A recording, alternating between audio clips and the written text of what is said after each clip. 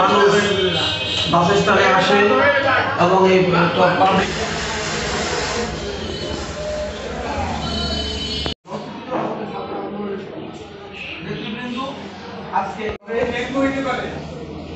কারণ বর্তমানে সারা বাংলাদেশে ডেঙ্গু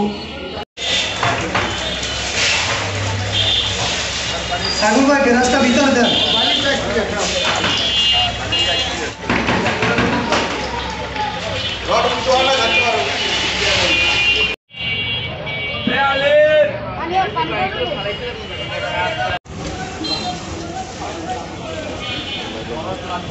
পাবলিক টয়লেটটা পরিষ্কার পরিচ্ছন্নতা হয় না, তাই ইসলামী আন্দোলন বাংলাদেশ নলছিটি পৌর শাখার অঙ্গ সংগঠন ইসলামী ছাত্র আন্দোলন বাংলাদেশ নলছিটি পৌর শাখার কর্তৃক এই আজকের এই উদ্যোগ, মহৎ উদ্যোগ।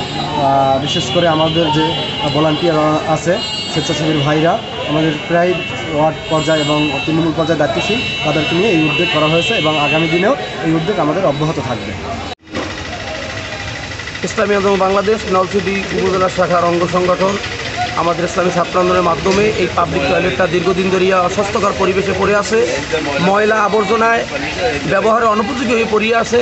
তো আমি আমাদের ছাত্র আন্দোলনের মাধ্যমে এটা পরিষ্কার পরিচ্ছন্নতার কাজ শুরু করছি। ইনশাআল্লাহ ভবিষ্যতেও আমরা এরকম জনকল্যাণমূলক কাজে সবসময় এগিয়ে আসি, এগিয়ে থাকবো। ইনশাআল্লাহ সবার পাশে আছি, পাশে থাকবো এবং এটাকে পরিষ্কার পরিচ্ছন্নতা আমরা সবসময় বজায় রাখবো।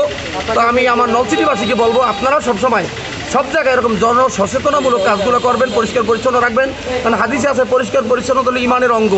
আর সারা বাংলাদেশে এখন ডেঙ্গুর প্রভাব, তো এই অস্বাস্থ্যকর পরিবেশে ডেঙ্গু মশার জন্ম হয়। তো এই থেকে আমরা পরিত্রাণ পাইতে হলে পরিষ্কার পরিচ্ছন্নতার বিকল্প নাই।